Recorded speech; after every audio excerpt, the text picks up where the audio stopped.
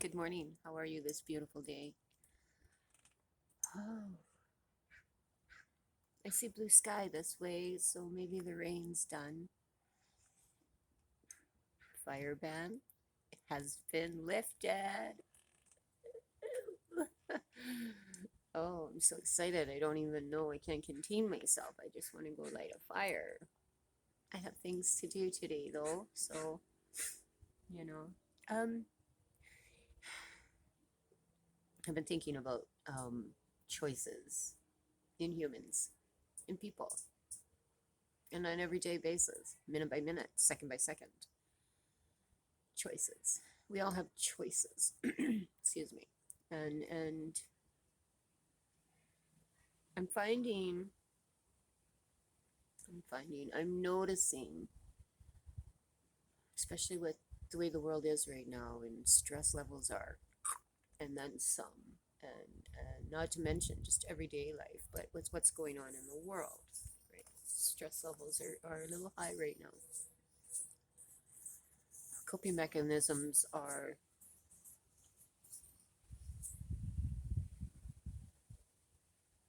not on point, so to speak, for some right now.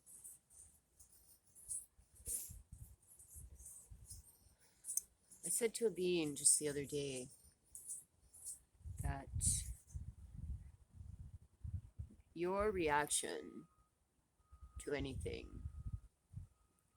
has to do with what's going on inside of you. If you have turmoil, trauma, and pain from your past, whenever something challenging or stressful comes into your life, you're going to react with that trauma, turmoil, and pain that's deep inside. That is what's going to control your emotions. And also, I find that falls in that category of not controlling your emotions and not dealing with your inner pain and trauma. Inner pain. Let's just call it pain. Inner pain. When you're not dealing with your inner pain and you're pushing through and pushing through and pushing through and lashing out and lashing out and lashing out and not coping and dealing with any of it well, by no means. There are consequences. With every choice is an action. With every action is a reaction. With every reaction can be a consequence. Every choice, there's consequences. Choices and consequences. Options. I tried to raise my daughters that way, you know. Well, you can do that. These are the outcomes that will happen if you choose to do this. This can happen or this can happen. Just be aware that there are choices to be made by you and outcomes to come from those choices. So if your go-to when you're stressing out and you're unable to deal with the things that are going on in your world and you become verbally violent or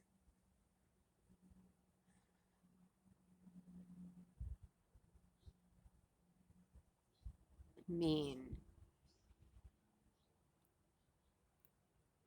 become in control of your own actions and words, they will be detrimental to you, your choices. If you choose to react when you're in that frame, the outcome is not going to be pleasant for you. And then I find that when you're still in that stage, you turn yourself into a victim of whatever the circumstances are, or you become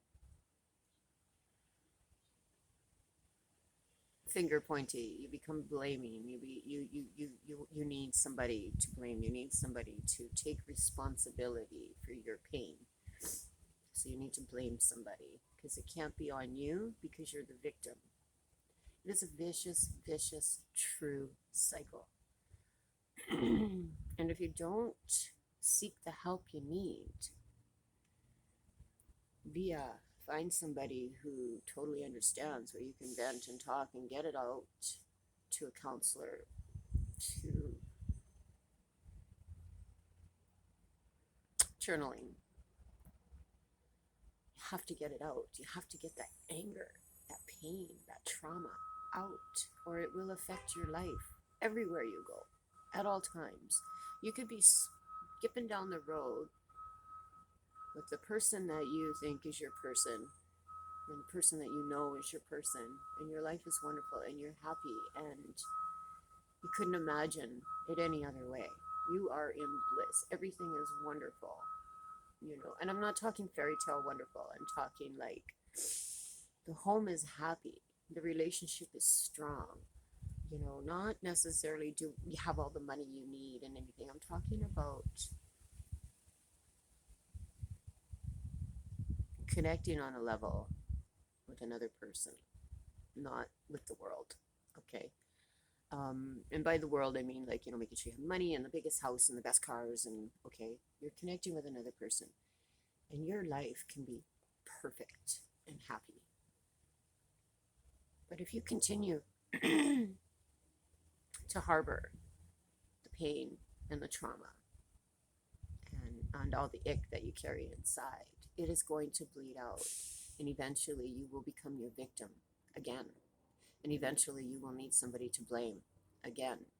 And especially if there's outside stress bleeding into the beautiful perfectness that you've created with another being. Okay. In the thick of it all, okay, you have the stress bleeding in and it's too much. You can't even cope with it. It's just, and I'm talking everyday stress. I'm not talking about end of the world shit that's going on. Pardon me. And you're over here in this wonderful relationship and the person that is with you loves you so much. They're doing absolutely everything they can do to help you, But your victim status is so strong and forefront in your mind, and your anger and your rage and your pain is here. Your logic thought is, I don't even think it's present anymore in the mind at all. If it is, it's very deep down underneath all of that. There's no logic involved whatsoever.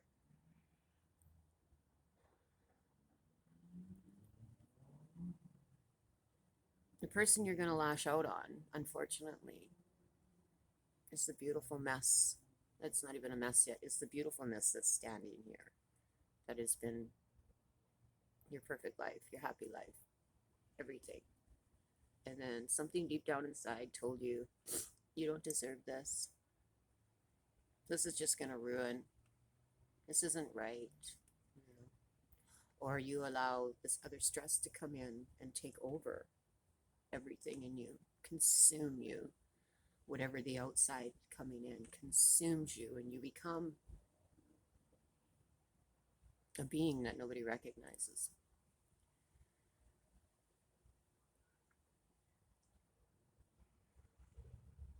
If you're not willing to look inside and deal with your angst, your all the ick in you, your trauma, your pain, all of it. If you don't look inside and deal with that, this beautifulness that's standing here, that is slowly becoming a mess because they don't know how to love you in this chaos, in this scary time for them, this volatileness, this rage that is just erupting out of their person. They don't know how to deal with that. They don't know how to cope with that. So they slowly become a mess over here. And the lashing out of all of this is going to the one person they think is safe, which is normal. That's why families fight. That's why we say shit to our family and to our loved ones that we should never say, is because it's a safe place and we think we're safe there. As long as No, there is no as long as. It's not okay to do that. It's not okay.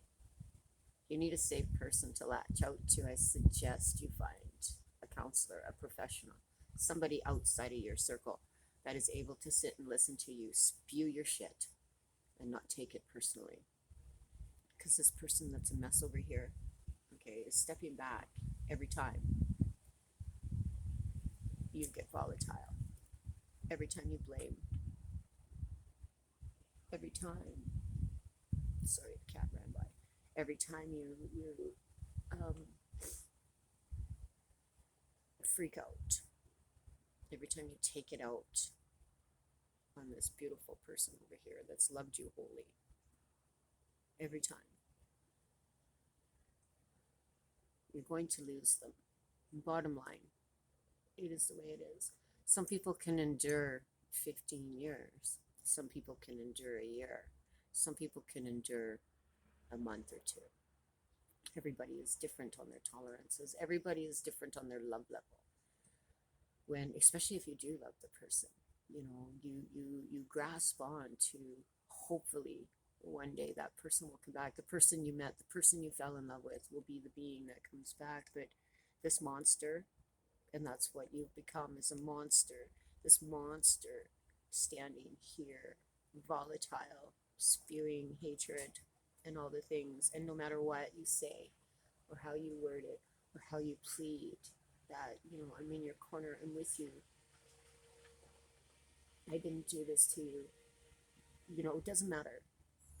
They're still volatile with you.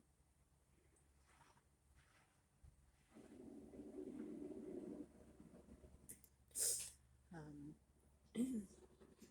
it doesn't matter. They're still volatile with you because they don't even like themselves. They have no respect for themselves. So how can they like you or respect you or this person here? Because they've allowed all of this and not dealt with any of it. And generally, when we hit our 30s, is when we realize that we have baggage, huge packs of baggage. And this is when we need to realize that we need to work through, we need to figure it out. We need to realize that the trauma that happened to us as a child isn't our fault and that we are worthy. And that is the bottom line for most people who are venomous. The bottom line is they don't feel they're worthy. We're all worthy because we're all people. We all live on this planet. Not everybody navigates right through the world. People navigate differently. But pain and trauma and validity is very common out there. And I often worry for the other person on the other end, over here, slowly becoming this mess and drifting farther away. I worry for them because as you're going through your rage, you're destroying another person in the process. You don't mean to, I know, but it happens. You're destroying another being. You're making another being feel unloved, making another being feel unimportant. You're making another being feel they were never worth your time, that you never actually cared. It was never love, it was convenience. You just wanted me for, cook your meals, clean your house, do your laundry, look after your children if you have extra children. Whatever the scenario, you're damaging the one that you love the most. The same as the person who generally, when you're a child, traumatizes you is somebody that you respect and care about a lot. Generally, not always. It wasn't anybody that I knew that ruined me. Well, abused me, I guess. Let me use the right words. Pussyfoot around things. It wasn't somebody dear to me, like, my parents or family member. Um, but generally it is a parent or family member that does this detrimental damage to you. And then you go through your life pretending that they're all that in a bag of poker chips, and as you reach your 30s, things start to fester up from inside because you can only carry pus around for so long before it starts to ooze. If you're with a being, if you're with your person who you adore and your world is all that and a bag of poker chips, and they say, sweetheart, this is not okay, maybe you should look into some professional counseling. Yeah, you're going to get mad, but perhaps do it. Take the advice. Because if you don't, that being, that person, your person, who you love more than anything, will no longer be there in the end. And it's not lack of faith or trying or love or respect on their part, okay? Because you broke them. This is what happens, is you break their heart. You break their everything inside for you. And it only becomes disappointment, anger, disgust. These are the things that end up being felt by the receiving person. So that when you get through your roller coaster of emotions and you come out the other side and you're a little bit even and you see the damage you caused, you stand there and go, I am so sorry. I'm nothing. I'm useless. I'm this. I'm that. Okay, well, that's not helping your case, just so you know. In fact, my suggestion and my advice to you at that point in time would be to go find a counselor, sign up, and then come back and then apologize. That was really not cool. I should never, ever have treated you that way. I think I need professional help. I've signed up for counseling. I start on this day. That there might be the window that everybody crawls back through to reunite and grow again. But until responsibility is taken from the one that is volatile, crazy, not crazy, that's not a good word, trauma affected, in pain, unless the one that is in pain takes responsibility for their actions and for their words, and then, and it takes a while before this person over here that's slowly becoming a mess, it takes a while as they're slipping away and moving further away,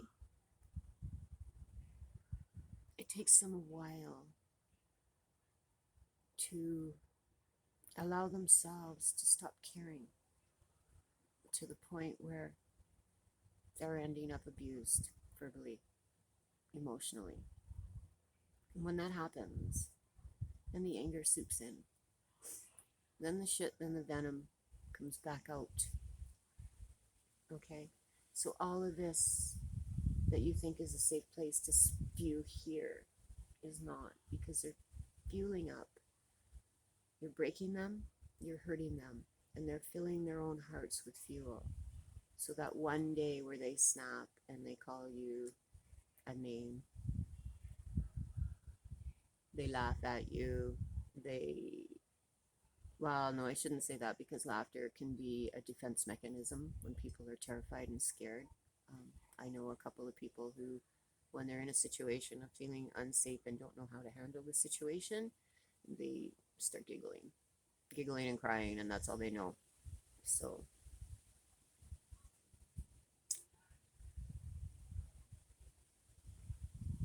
when they start coming back at you with the mean words again, or not again, but they reciprocate back to you the negative, the mean wordness, the I don't cares, the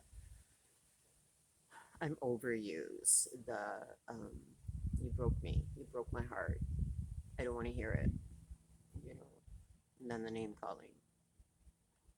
I don't want to fight with you. I don't want to talk about this. We talk about the same thing every time, all the time. It's the same thing over and over.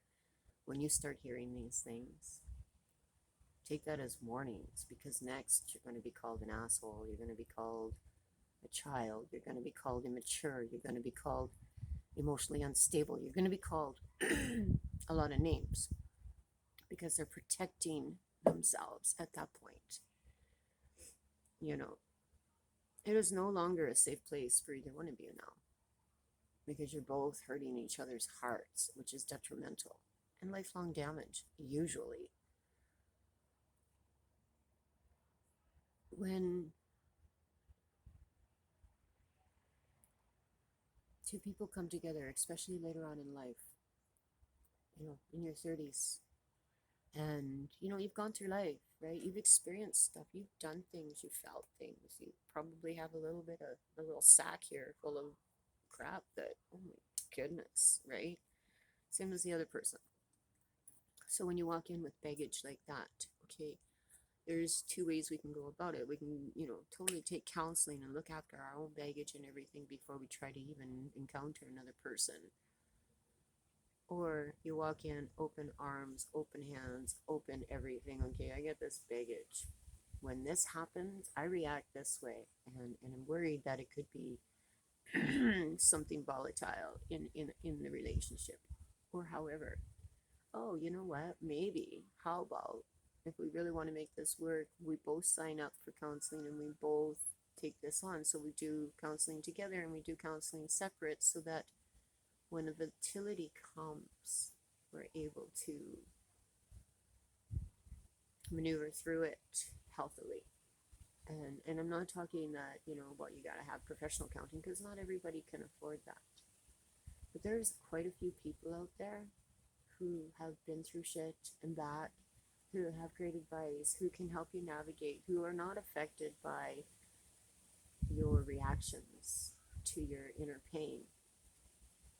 I'm not a good person for that. I have too much in my own past. Yes, I've worked through my things, but I still get triggered. When someone screams at me, I just, and so I'm not a good person for that. But there's people out there where, when you lose your shit, they just sit calmly and they wait for you to calm down, and then they go, okay, so, then they ask the hard questions. And that's another part of it. If you can't afford, ask yourself the hard questions. Like,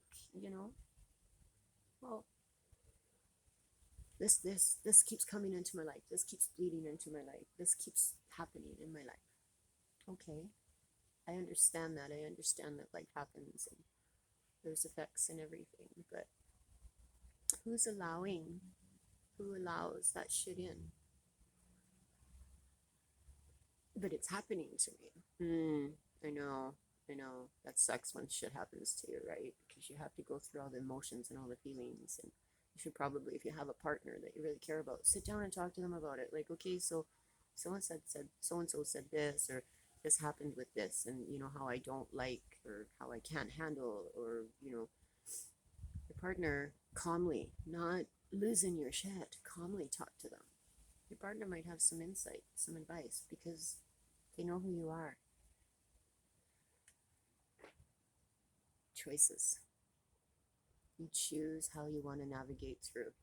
You choose to be volatile and angry, or you choose to be willing to work through it and recognizing your patterns. There's choice in absolutely everything we do in life.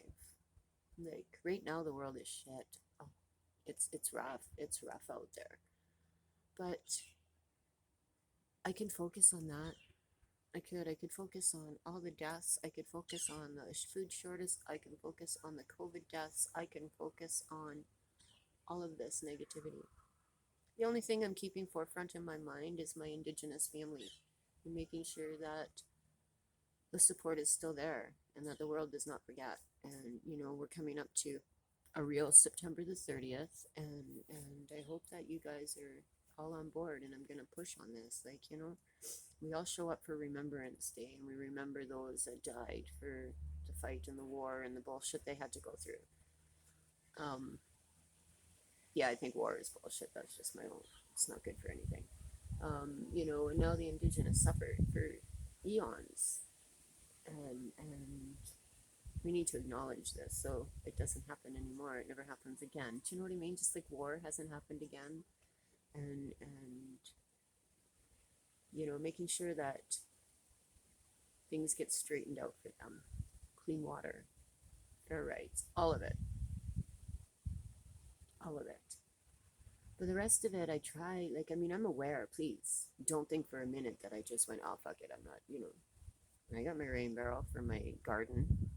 I've got, my dehydration, covered my pantry going. I've got my flour and my rice, my dried milk and my yeast. I've got these things in storage. I've got my beef jerkies happening. I'm not too worried about that.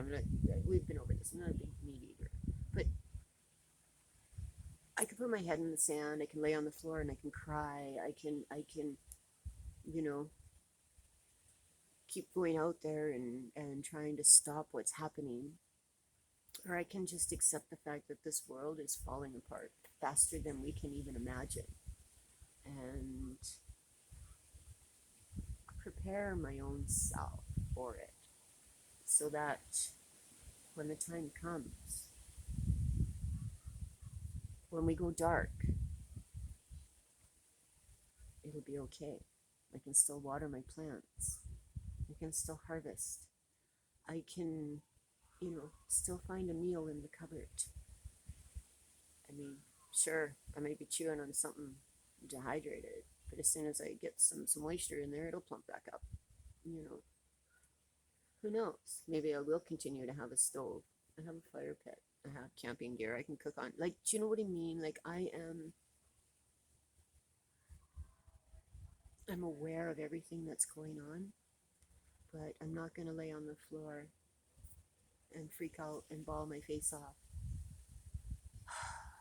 I'm going to take this heavy heart and this burden. I'm going to build a rain barrel. I'm going to get my firewood seasoned. I'm going to dehydrate some foods. I'm going to prepare some dry goods. I am going to, and this is what I've been doing.